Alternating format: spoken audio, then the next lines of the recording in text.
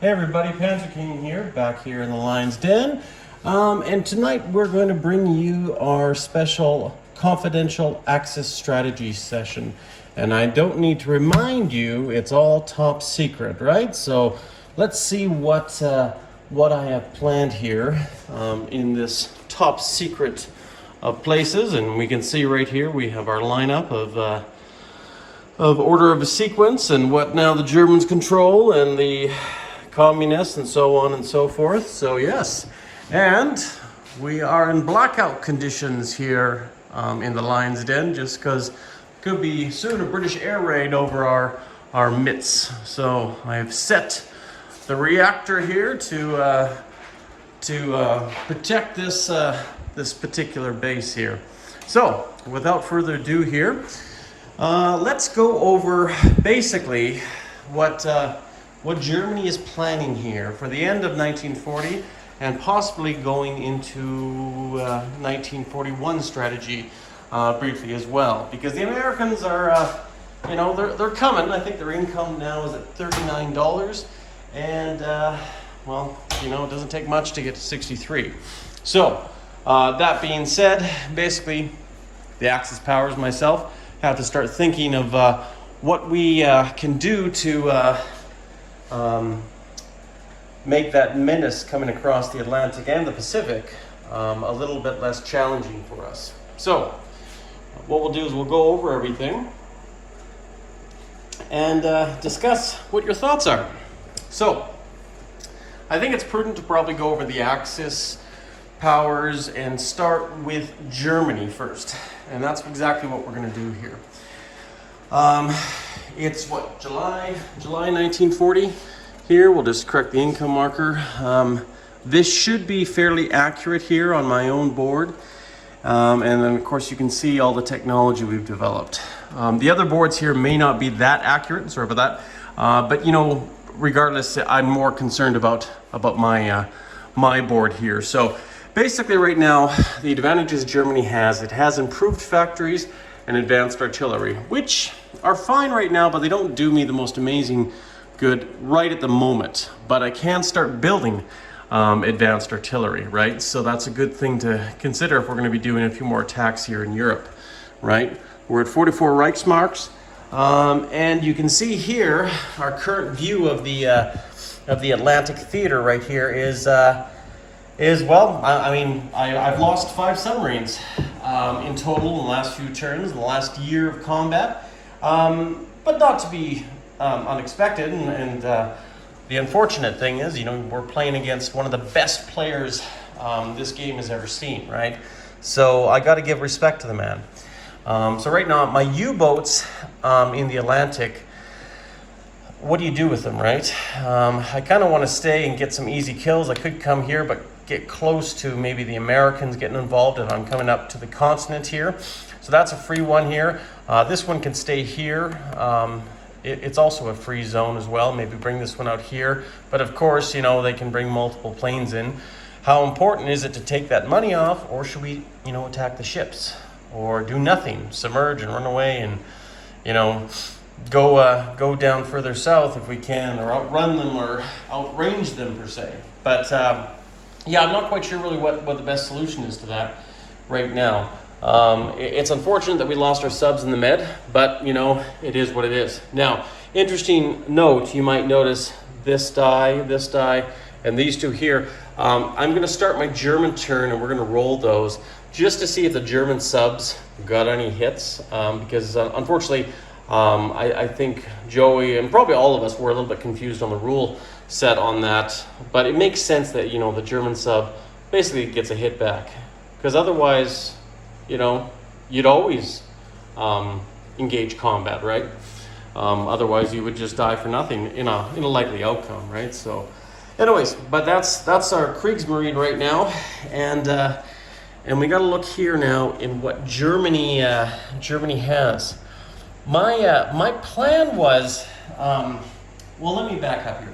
The thing is, right now, I'm an aggressor player, or I'm an aggressive nation. To win the war, we have to be aggressive, right? You follow? The Soviets, same thing. they also have to be belligerent and aggressive. So that old saying, the enemy of the enemy of the enemy is my friend, well, so be it, right? That's what it is. It makes sense to cuddle up to maybe my most fearsome enemy when it comes to political views and so on, than to make the allies, my ultimate enemy, which is true, because at the end of the day, the Americans and the British, they want to stop Germany and Russia from, conquering the world. So right now, working together has been good, and we have done a lot of lucrative ventures together. And I don't ventures is the wrong way. I should probably say we have had come to a common agreement about certain things being dispatched here right now, and we have a steady alliance here, and we're going to keep it that way. We're going to keep it status quo in Manchuria, and right now too, same with the Baltics, and these other nations right here. Hilltop has basically granted me approval to invade Lithuania, Latvia, Estonia, and Lubutsk. These obviously all have infantry and men here, so they can take casualties off of me and weaken me for the sake of $1. I might take him up on his offer. I might invade some of this territory, gets me closer to Russia when that time comes. But right now, I do not fancy a war with Russia, just like Japan doesn't fancy a war with China, because right now, they more or less are the only allies the Axis have. And they're, they can be two-sided, kind of like the Romulans off of Star Trek, right? So that's what I have to worry about. On one thing is that alliance, but I don't have to worry about it as much as the Allies, right? So my problems here in Europe are the Dutch and Yugoslavia. Now Yugoslavia is not really a problem, nor you could say the Dutch, but I believe these are both involved victory points at the end of the game. So, at the end of the day, I should dispatch them, right? I should really go after it. London is free. London is open. Me and my comrade were talking about our possibilities here, and something that Morton said a long time ago, well, not that long ago, maybe about 6 months ago, Morton said, when he was talking to General Hand Grenade and we were asking about rules, it's a gentleman's game. And that's what I like about this. This should be a gentleman's game. Could the Russians declare war on the Vichy, and could the Italians declare war on the Spanish Republicans? Of course they could. But that's gaming the system, right? And historically, they wouldn't really ever do that because they're going to be enemies in the end anyways. So that's what we were looking at when it comes to London. Hilltop and I were thinking, what? If one of us doesn't take it, the other one could. If Hilltop went and took London, you know what that means? No price increase for the Americans. It's only when the Axis occupied London is it become an issue. And I think, $35? Instantly they'd go to war, right?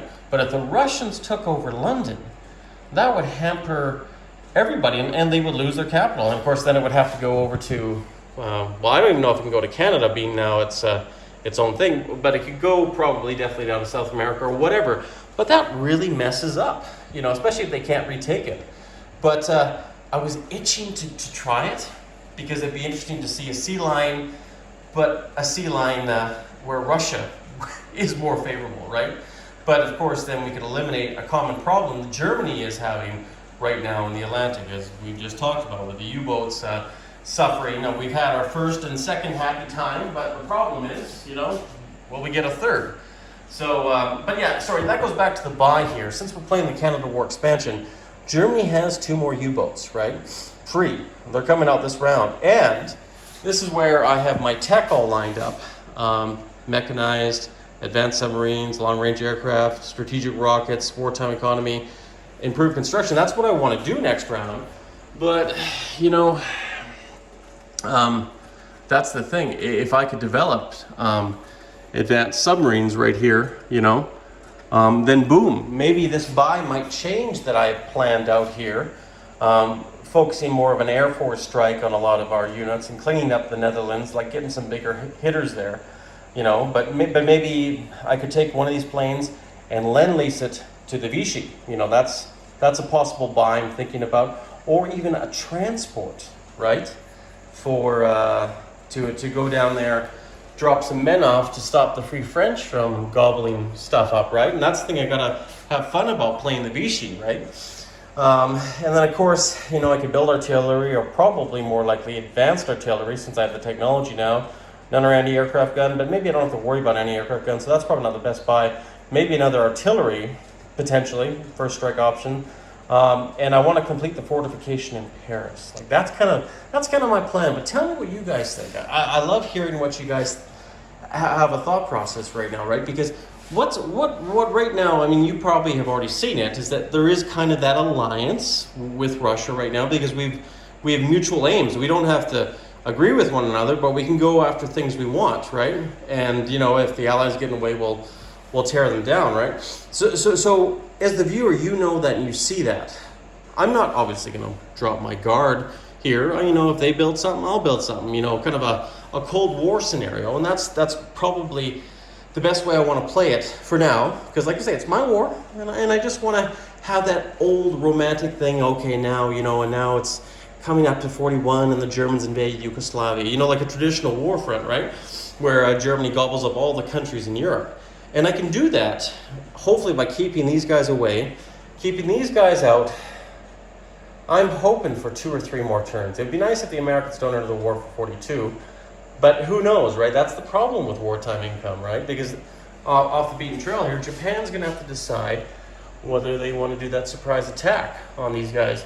You know, Britain's been smart. They pulled their ships out because they could, so they don't get that surprise attack, and they're over here causing menace for me, you know, for the German player. So tell me what you guys think about the German strategy right now. You know, my full intent is to complete the fortification there, have a fortification out east, you know, but that's the thing, you know, every 40, 50, 60 bucks I may get a return, I'm going to spend at least $5 starting another fortification. I think that's prudent, because at the end of the war, Netherlands and the Belgium, you know, they're a victory point, I believe, or part of one that can be.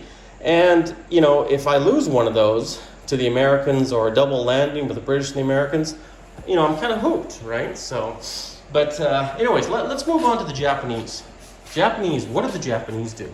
You know, they could spend 20 bucks right here, build 2 artillery, build a mechanized and a medium armor. You'd be like, well, why'd you buy that? Well, you know, maybe I might want to do some aggressive attacks in Australia. Well, I guess the United States is pretty mountainous, or whatever, or even in India, right? I mean, I know they got lots of river systems, but maybe, you know, to blitz. So that's one thing, because I still leave all options open on the table. And do I spend, you know, a few more bucks, complete the Yamato class battleship, you know, on the board? This is the Musashi. You know, get that on the board. That gives another American increase. Because I'm thinking of building some more ground units and defense units for the attack, the eventual attack, I hope, on Singapore and possibly New Guinea, right? Should I dispatch Australia? I know Australia is a dead hole sometimes, and you don't get much for going down there. Far East Command, you know, well, the CCP, once they're done conquering, they can have other places to go, and they can pick a fight with Japan, or they can go somewhere else. Like, they can go to the Far East Command, right? Or they can brace against, you know, the Americans coming up and freeing the KMT, because that's worth probably a few victory points too, right? So, but my kind of thought process is, okay, I have 2 or 3 turns before the Americans get into the war. Let's build some artillery stuff. You know, obviously place it here or wherever we can. Bring our transports up and start dispatching them to Dutch New Guinea and Singapore down here too, right? That's kind of my plan with that buy. And a side note here, we're going to go for advanced or heavy carriers, improved construction, heavy bombers. I think that's heavy bombers. No, sorry. Heavy bombers. Actually, I probably should have picked long-range aircraft.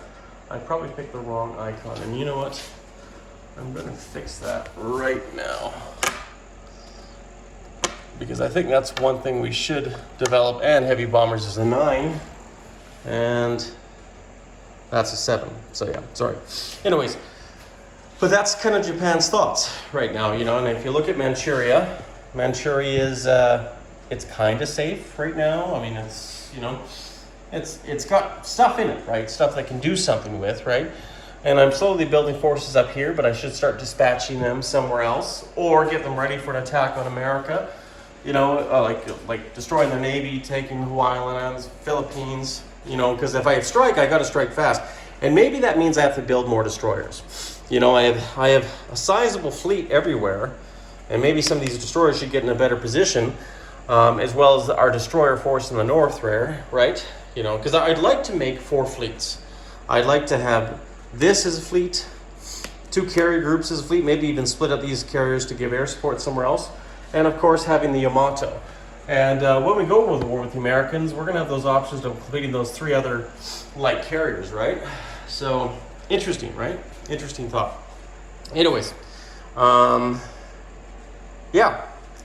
I mean, it's nice. You could probably dispatch this in 1 turn.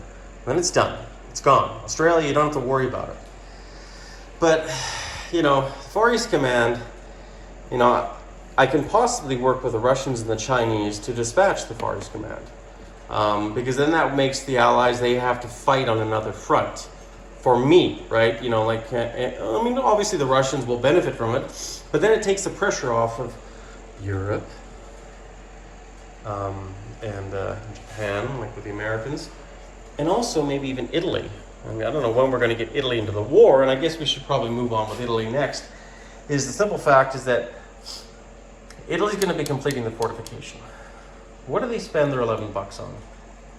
They can build a coastal gun to defend Rome. Maybe that's not the best use of resources. Complete this next turn, which will be another, $5? So we have $6 left. Build a colonial trooper, you know, or infantry, you know, that's going to be $4. Or as I think it was Admiral Seabass mentioned, you know, build some of these guys, Marines and artillery. They'll project threats. You know, I got 1 transport and only afforded 1 transport. You know, like it's just, Italy, you know, could have had wartime income still a while ago, and I think they get to benefit from it, I believe. Or maybe Italy still has to be at war. But regardless, you know, like it's unfortunate. So, yeah, so anyways, that's a possible buy. You know, I'm kind of perplexed, but at least now we have our second factory. We can develop, hopefully, improved construction. Because improved construction is probably the most important thing for Italy. And I forget who was saying that, or it was Trig or whatever, but yeah, it probably is better than even wartime economy, because you can get that into effect right away, you know, but of course you have to wait until after 39, so, but yeah, I mean, it's slow, it's painful, you know, and the British could even close the Suez Canal if I send a transport down here to pick up that plane, if I want to bring it back to Rome, you know. But I think it'd be valuable down there to give me some options on offense if and when Italy gets into the war. And same here. I mean, basically, Italy's going to have 3 major theaters to worry about. Its Far Empire, Abyssinia, you know, its close colonies, which are, you know, Tripolitania and Cyrenaica, you know, Libya, and the home front itself. And I guess you could even say the 4th one, it's islands, right? Even Rhodes Island is Italian. So, yeah. I mean, let's just do that. See a bit of Italy, see a bit of the Navy. Yeah, I built another battleship. I think it was still a prudent course, because that's also, I think, another victory point is most capital ships, right? So, I mean, somebody mentioned I could build a light carrier and a plane to give better operations, and it's actually a really good buy. You know, or you could spend that same money building another capital ship and hope, you know, maybe that you can outnumber the British with capital ships by the end of the war, right? Even if you stayed neutral all the way and then declared war on them in the last moment, you know? Could do that, right? And that's a clever way of getting that victory point, you know? It's only 1, but at least Rome doesn't fall. But yeah, you could wait till the end of the war, because Italy goes after them, and then if I mean, I'm sure a good allied player like Jinx is probably going to, I'll build a carrier, or I'll build another battleship. And of course, Italy just can't beat with that economy, unless, of course, the Axis are doing well and Britain's still suffering. But yeah, it's this is a fun game. I'm really enjoying this. You know, I just wanted to kind of go over with some of the cinematics and everything, and just show you the war room, how everything is, you know, set up, and how I'm pre-planning everything. But I admit, guys, I'm making a lot of silly mistakes. But I knew I was going to, so I don't really have to apologize for it, because that's me. I am not, put it this way, Jinx and General Hand Grenade are what I call Class 1 players, or they're the top players. They know the rules well enough, they got their minds around them. I mean, they might have different strategy ideas, but they're smart guys because they know how to play this game well. But, that's why we're working on all these kinks, so that, we can all play it well. But the second thing is people like probably Hilltop and myself, eager beavers, not stupid people, educated people that want to, really learn the mechanics of this game, but just not quite up on all the moves and remember everything and all the subtleties, and Hilltop and Panzer King, myself would be kind of those tier 2 players, right? I could even name people off the top of my head that I think are tier 1 Global War 36 and tier 2s, right? And speaking of which, that's maybe the best way to classify the Spring Offensive, is that, people enter into in a tier system. Where are you, expert, moderate, and we kind of mate everybody up and make it fair if we ever do the multiple tables thing, if this COVID thing ever goes away. But sorry about that, I'm rambling on about the Spring Offensive, but this is why we've been playing this game, is because of that event that we want to have here so close, 2 months away, right? But unfortunately, right now it might be a Canadians only thing, right? But we still don't know. So let's not dwell on the negativeness and tell me what you guys think. I think I pretty much covered everything and what my thoughts and desires on, but I want to hear from the fans, hear from you guys, the subscribers that, what do you think if you're the Axis player, right? Tell me your thoughts. I feel I'm not doing a bad job with Italy. Dice are fickle. You gotta, trust in them or believe in them, and sometimes it just doesn't work out. Germany's not bad. I was lucky with Paris, and I was able to take money off them. I think Germany's having fun, but right now, like I say, the German and USSR alliance, we don't want to rock that boat, right? Everybody can build strength. I can keep an eye on the Eastern Front. He can declare war on me. I can declare war on him. But as well as his turn's going, USSR has the most to lose. They won the Spanish Republican War. They won the CCP War, or probably will, in China. And he has no natural aggressors, except maybe the Allies down there, or the Russians, or whatever if they decide to do. But like I say, this could truly be a 3-sided game real soon, where everybody's posturing. But right now, Russia's taking advantage of the fact that, hey, you guys are at war. I'm going to probably move and take some of these territories. Take some of those territories down there, They've already taken Mongolia. But that's the cool dynamic about this game, guys, And I love it because it's 3 sides. It's literally, it's a kind of a Mexican stand-up. What do? Do I trust you for a bit and then I trust you again for a bit? But don't get too comfortable, right? Because we all got the things. And that's where I think this game will always be better than Global War 1914. It's still going to be an awesome game, because if you have 2 people, you want to play that game. You don't want to play this game if you have 2 people. It's basically just the Axis against everyone, right?